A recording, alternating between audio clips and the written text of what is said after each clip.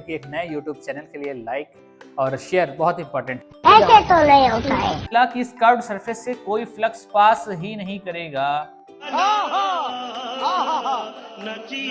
हौसला, लेकिन इसमें गॉस तो कहीं आए नहीं। देखा आपने लापरवाही का नतीजा है।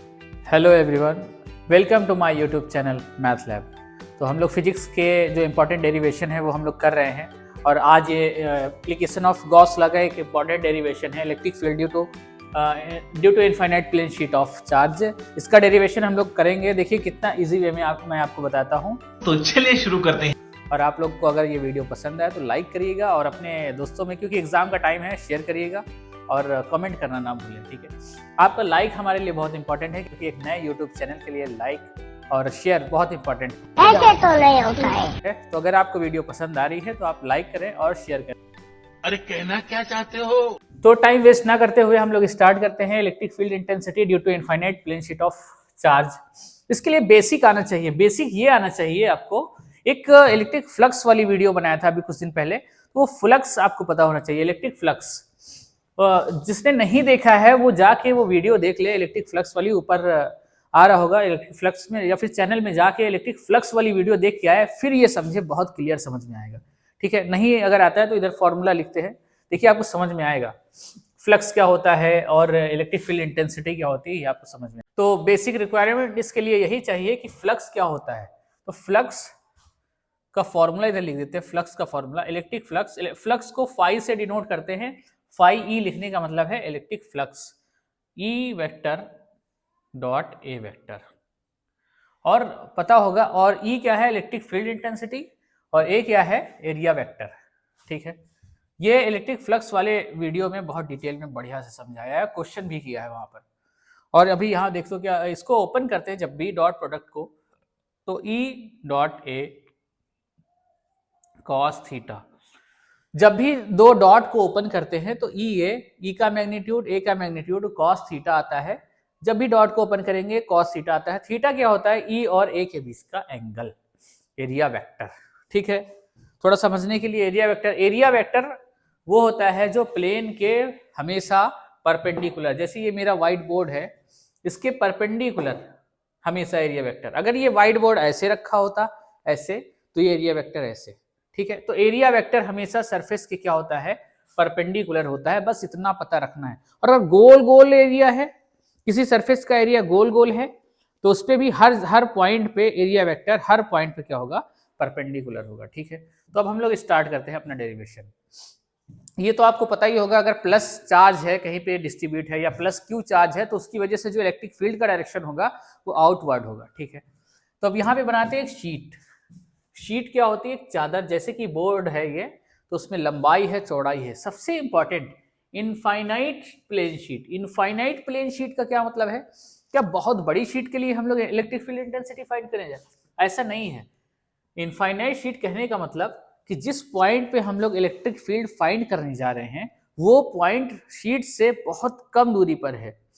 जैसे कि मान लीजिए ये मेरा हाथ शीट है, और एकदम कम दूरी पर इलेक्ट्रिक फील्ड क्या होगी उसकी वजह से, लेकिन हाथ की लंबाई और चौड़ाई इस डिस्टेंस के जिसपे हमको इलेक्ट्रिक फील्ड फाइंड करना है, उससे बहुत ज्यादा है उस शीट की लंबाई और चौड़ाई, इसलिए इसको इनफाइनाइट प्लेन शीट कहते हैं, ठीक। प्लेन शीट का मतलब क्या? एक कॉपी का पन्ना, उसको क्या कह देंगे? इनफाइनाइट प्लेन शीट, ठीक है। ये बना लिया इनफाइनाइट प्लेन शीट, ठीक। अब उस पे क्या है? Sheet of charge. तो मान लेते हैं शीट पे पॉजिटिव चार्ज फैले हुए हैं, यूनिफॉर्मली डिस्ट्रीब्यूटेड हैं, और यही चीज हम लोग थ्योरी में जो आता नहीं है वो हम लोग लिख देते हैं।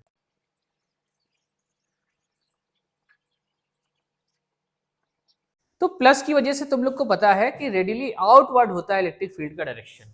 तो इस शीट से ये ऐसे रखी है, तो डायरेक्शन क्या होगा इलेक्ट्रिक फील्ड का? ये होगा आउटवर्ड, हर तरफ से क्या होगा? आउटवर्ड, उस चार्ज से दूर, उस चार्ज से जहां पर है, और इधर भी इस साइड होगा, इधर आउटवर्ड, आउटवर्ड। ये है ई वेक्टर का डायरेक्शन, ठीक। ये है क्या? ई वेक्टर का डायरेक्शन, ई वेक्टर। ये सब क्या है? E vector. क्योंकि पॉजिटिव चार्ज से इलेक्ट्रिक फील्ड वेक्टर का जो डायरेक्शन होता है आउटवर्ड होता है, जानते हैं सब लोग। अब क्या करें इसको? हम लोग क्या करें, एक कुछ डिस्टेंस पर मान लेते हैं ये r डिस्टेंस है, r डिस्टेंस पर एक पॉइंट P ले लेते हैं, एक पॉइंट P लेते हैं और इस पॉइंट पर ही इलेक्ट्रिक फील्ड फाइंड कर लेते हैं जो हम लोग को फाइंड करना है, जो हम लोग को प्रूव करना है। एक r डिस्टेंस पर एक पॉइंट P ले लिया और इस पॉइंट पर हमको इलेक्ट्रिक फील्ड फाइंड करनी है। तो इलेक्ट्रिक फील्ड फाइंड करने के लिए हम लोग को पता है, गॉस ने बताया था कि हमारा थ्योरम अप्लाई करो कि पर यूनिट किसी सरफेस से, क्लोज सरफेस से जितना चार्ज इनक्लोज है, बंद है सरफेस के अंदर, चार्ज जितना बंद है उसको एप्सिलॉन नॉट से डिवाइड कर दो तो हमको क्या पता चल जाएगा, फ्लक्स पता चल जाएगा। लेकिन ये तो ओपन शीट है, ये बंद सरफेस है ही नहीं। तो गॉस ने बताया था अगर ऐसा सरफेस है जो बंद नहीं है, ओपन सरफेस है, ये कॉपी का पेज है ये, तो उसके लिए हम लोग अज्यूम कर लेंगे गॉसियन सरफेस। तो सिमेट्री के हिसाब से यहाँ पर हम लोग सिलेंड्रिकल गॉसियन सरफेस अज्यूम कर लेंगे और गॉसियन सरफेस उस पॉइंट से पास होना चाहिए जहां पर इलेक्ट्रिक फील्ड फाइंड करनी है। इस पॉइंट से गॉसियन सरफेस पास होना चाहिए। तो सिमेट्री के हिसाब से हम लोग सिलेंड्रिकल गॉसियन सरफेस अज्यूम करते हैं। समझ रहे हो, समझ रहे हो, समझ रहे हो ना?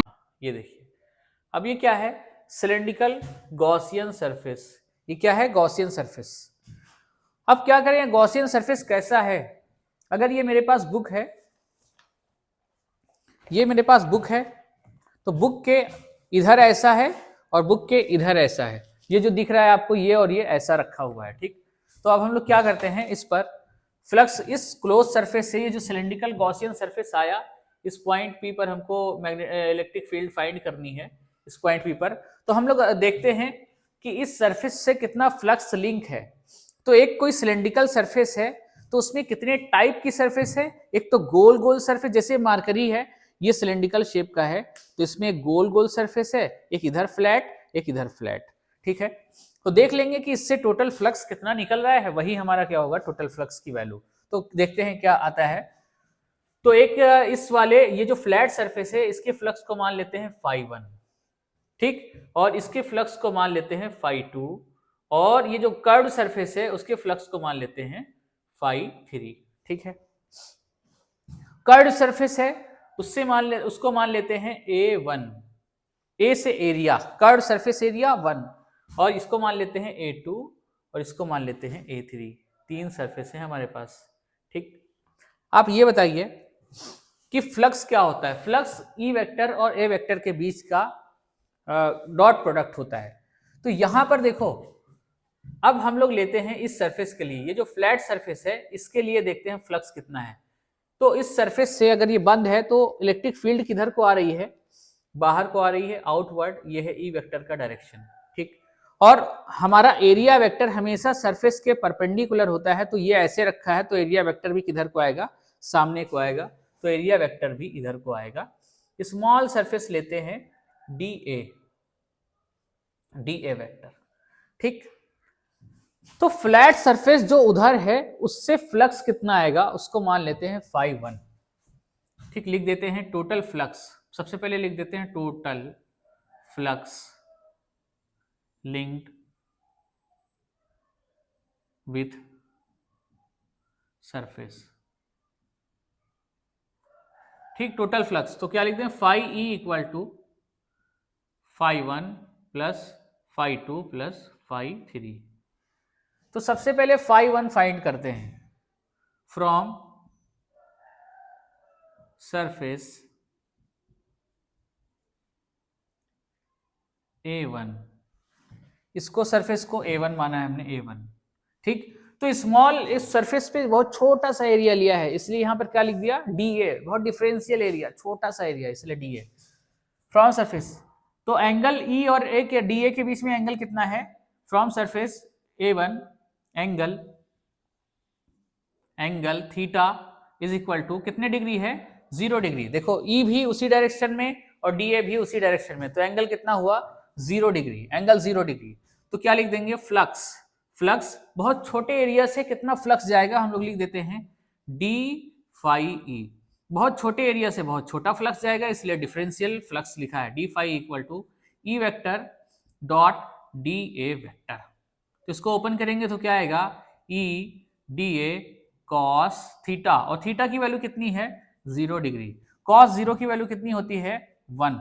E dot D A, E dot D A आया कितना फ्लक्स। तो बहुत ही डिफरेंशियल छोटा सा फ्लक्स आया डी ए। ये मतलब कि डिफरेंशियल कहने का क्या मतलब, इस मार्कर के एकदम पॉइंट से, इस सरफेस के एकदम थोड़े से पॉइंट से डी ए वेक्टर है तो वहां से फ्लक्स। लेकिन अगर इस पूरे सरफेस से निकालना है तो क्या करें, अब हम लोग क्या कर देते हैं इंटीग्रेट कर देते हैं।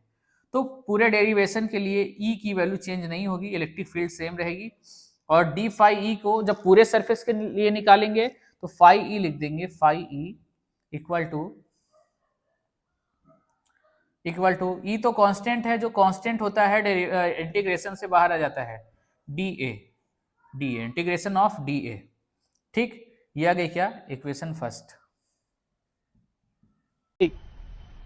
मजा आया, और मैं ये जो मजा है हिंदुस्तान के हर व्यक्ति को देना। अब ये बहुत छोटे इक्वेशन हटा देते हैं, ये बहुत छोटे सरफेस के लिए है, छोटे से एरिया के लिए। अब पूरे सरफेस के लिए एरिया क्या हो जाएगा, phi E equal to E, phi E one रख देते हैं, ई वन है, फाई ई वन, इसका नाम रख देते हैं E one, phi E one, phi E two और फाई ई थ्री।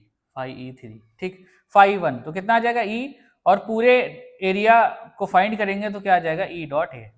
तो पहली जो फ्लैट सरफेस थी उससे एरिया कितना आ गया, फ्लक्स कितना आ गया ई डॉट ए। तो सिमिलरली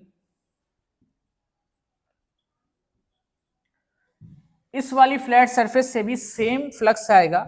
तो phi E one equal to phi E two, phi E one equal to phi E two. उस वाली सरफेस से भी सेम फ्लक्स आएगा तो क्या लिख देंगे, phi E two equal to E dot A. इस वाली सरफेस से भी सेम फ्लक्स आया तो क्या लिख दिया, phi E two equal to E dot A. समझ में आ रहा होगा आप लोग को, ठीक है, क्योंकि इस सरफेस से जितना फ्लक्स जाएगा सेम सरफेस इधर भी है उससे भी उतना ही फ्लक्स जाएगा। ठीक, ई डॉट ए। अब बात आई है इस कर्व्ड सरफेस से कितना फ्लक्स जाएगा। कर्व्ड सरफेस पे कोई एरिया लेते हैं, small area, differential area D A. ठीक, क्योंकि इस तरफ क्यों लिया, क्योंकि तुमको पता है कि एरिया वेक्टर जो होता है हमेशा सरफेस के परपेंडिकुलर होता है, 90 डिग्री पे होता है, तो डी ए। और एरिया वेक्टर का डायरेक्शन और इलेक्ट्रिक फील्ड का डायरेक्शन कैसा है, ऐसा है। तो अब बताओ ई वेक्टर का डायरेक्शन ऐसा, डी ए वेक्टर का डायरेक्शन ऐसा, तो इन दोनों के बीच में एंगल कितना 90 डिग्री, एंगल कितना 90 डिग्री। तो फॉर कर्व्ड सरफेस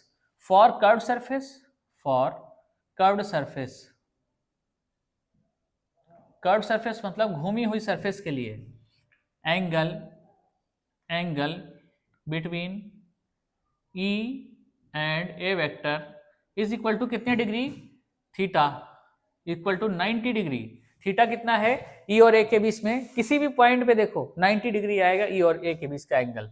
तो फ्लक्स लिख देते हैं फाई ई थ्री, तीसरी सरफेस है फाई ई थ्री। तो क्या लिख देते हैं, क्या होता है फॉर्मूला, ई वेक्टर डॉट, लेकिन डिफरेंशियल एरिया लिया है तो छोटा सा एरिया लिया तो छोटा सा flux, E dot D A vector. तो ओपन करते हैं इसको, E dot D A cos, और थीटा की वैल्यू कितनी है इस केस के लिए, कर्व सरफेस के लिए थीटा की वैल्यू है 90 डिग्री, कॉस 90 की वैल्यू 0। तो पता ये चला कि इस कर्व सरफेस से कोई फ्लक्स पास ही नहीं करेगा। तो तीसरी सरफेस से फ्लक्स कितना आ गया 0। तो अब क्या करते हैं, टोटल फ्लक्स फाइंड कर लेते हैं, phi E equal to phi E one plus phi E two plus phi E three. तो फाई ई वन की value E dot A plus E dot A, और ये कितना आ गया फाई ई थ्री 0। तो टोटल फ्लक्स कितना आ गया, phi E equal to 2e into A. यह आ गई इक्वेशन फर्स्ट, ये आ गई क्या इक्वेशन फर्स्ट। तो यहां तक उम्मीद है समझ में आया होगा। आप रटिए मत फिजिक्स को, कभी भी रटिए मत, ठीक, समझ के करिए। ठीक, तो फ्लैट सरफेस से फ्लक्स की वैल्यू ये आई है और यहाँ पे पुट कर दिया, और कर्व सरफेस से फ्लक्स की वैल्यू ये आई है। अगर स्पीड तेज लग रही हो तो स्पीड आप लोग स्लो करके देख सकते हैं, अरे कहना क्या चाहते हो, या स्लो लग रही हो तो तेज करके देख सकते हैं, लेकिन करके जाना है एग्जाम में है। ठीक, याद नहीं करना है, कभी भी याद नहीं करना है इसको, समझ रहे हो ना? ठीक। अब क्या आता है, अब आता है फ्रॉम फ्रॉम, क्योंकि हम लोग कर रहे हैं एप्लीकेशन ऑफ गॉस लॉ, लेकिन इसमें गॉस तो कहीं आया नहीं, देखा आपने लापरवाही का नतीजा है। From Gauss law. गॉस ने क्या बताया था, किसी क्लोज सरफेस से फ्लक्स की वैल्यू वही होती है जो उसके अंदर चार्ज इनक्लोज है, और उसको एप्सिलॉन नॉट से डिवाइड कर दीजिए। फ्लक्स इक्वल टू क्यू इन, जितना चार्ज है अपॉन उसको एप्सिलॉन नॉट से डिवाइड कर दीजिए, वही क्या है, फ्लक्स की वैल्यू सेकेंड। ठीक, अब यहां पे करते हैं, ठीक। अब क्या आया, फ्लक्स। तो इक्वेशन फर्स्ट और 2 को ध्यान में देखो। फाई ई की वैल्यू कितनी आई है, 2 इंटू ई ए। तो यहां पर फाई ई की वैल्यू, ये वाली वैल्यू उठा के लाओ और यहां पे पुट कर सकते हैं। तो लिखते हैं from equation first and second, from, यहां पे लिखें from equation first and second equation से 2 इंटू 2 ई ए, फाई ई की जगह पे क्या रख दिया, फाई ई की value equal to q in upon epsilon naught. ठीक, अब आगे क्या करते हैं, ई हमको फाइंड करना है, ई की वैल्यू। तो ई इक्वल टू क्या हो जाएगा, E equal to 1 upon 2 epsilon naught, ये 2 इधर आया, epsilon naught q in upon क्या बचा, ए बचा, ए। देखो क्यू इन और एप्सिलॉन नॉट यहीं पे, 2 और ए नीचे चले आए। ठीक है, अब क्या करते हैं, अब देखो एक होता है लीनियर चार्ज डेंसिटी, एक होता है सरफेस चार्ज डेंसिटी। ये जो फ्लैट सरफेस है, ये एक सरफेस है, तो इसके यूनिट एरिया में कितना चार्ज इनक्लोज है उसका फॉर्मूला होता है, इसको कहते हैं sigma, Q enclose upon area, charge per unit area. क्योंकि ये इसमें लेंथ है, ब्रेथ है, इसमें एरिया है, इसलिए इसको कहते हैं सरफेस चार्ज डेंसिटी। सिग्मा क्या है, सरफेस चार्ज डेंसिटी। कहने का मतलब क्या है कि पर यूनिट एरिया में कितना चार्ज है, उसी को क्या कहेंगे, सरफेस चार्ज डेंसिटी। तो यहां से Q इक्वल टू क्या बन जाएगा, यहां से Q इक्वल टू बन जाएगा, यहां पे लिखते हैं Q equal to sigma into A. तो यहां पे रख देते हैं वैल्यू, E की वैल्यू पुट कर देते हैं, Q इन की, उसके अंदर इस सिलेंड्रिकल गॉसियन सरफेस के अंदर कितना इनक्लोज है charge, 2 epsilon not, Q enclose की वैल्यू क्या रख दें, sigma into A upon A. तो ए से ए कैंसिल हो गया, तो यहां पर बचा क्या, E equal to 1 upon 2 epsilon naught और सिग्मा अपॉन 1 बचा। तो E इक्वल टू क्या लिख सकते हैं, सिग्मा अपॉन 2 एप्सिलॉन नॉट। तो यही प्रूफ करना था हमको, ठीक। ये बात समझ में आ गई होगी, Q equal to sigma into A, sigma क्या है, surface charge density Q upon A. तो ये हमको प्रूफ करना था, सिग्मा अपॉन 2 एप्सिलॉन नॉट। तो एक अच्छी चीज ये समझ में आई कि चार्ज पर डिपेंड ही नहीं कर रहा है इलेक्ट्रिक फील्ड इंटेंसिटी, ना ही डिस्टेंस पे डिपेंड कर रहा है, वो किस पे डिपेंड कर रहा है, सरफेस चार्ज डेंसिटी पे। एक प्लेन शीट ऑफ चार्ज की इलेक्ट्रिक फील्ड डिपेंड कर रही है किस पे, सरफेस चार्ज डेंसिटी पे डिपेंड कर रही है। तो ये पूरा डेरिवेशन आपको कैसा लगा, समझ में आया हो, इसको अलग कर देते हैं, ये बेसिक पता होना चाहिए, ये है स्टार्टिंग से, ठीक, ये बेसिक था। तो इसका इस्तेमाल किया गया है यहाँ पर, देखो इसका इस्तेमाल यहाँ पर किया गया है। तो अच्छी लगी आपको ये वीडियो, आप लोग कमेंट करके जरूर बताइएगा। और एग्जाम का टाइम आ गया है, अगर आपको वीडियो समझ में आ रही है तो कमेंट करें, और कौन सा टॉपिक पढ़ना है आप बता सकते हैं। ठीक है, इस वीडियो में फिलहाल इतना ही, थैंक यू।